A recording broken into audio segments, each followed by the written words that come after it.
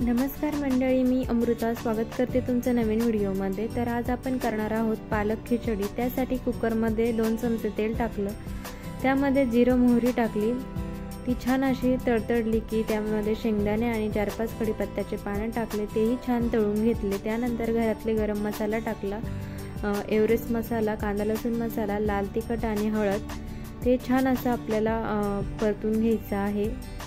थोडासा हिंगही टाकू।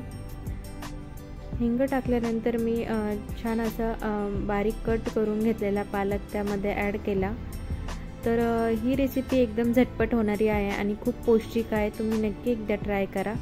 एक मोठा साईजचा बटाटा कट करून घेतला आणि भरपूरशी कोथिंबीर घेतली।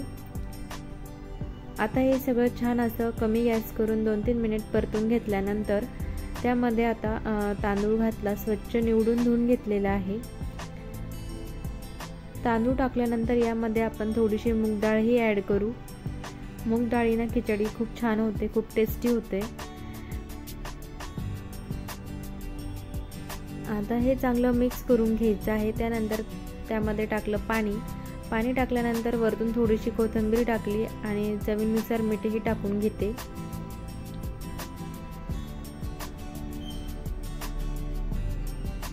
आता झाकण लावून मस्त याच्या 3 शिट्ट्या आपण घेणार आहोत।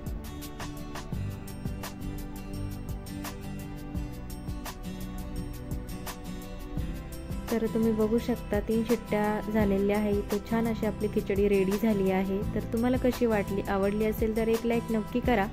चॅनलला नवीन असाल तर प्लीज लाईक शेअर सबस्क्राईब। चला तर भेटूया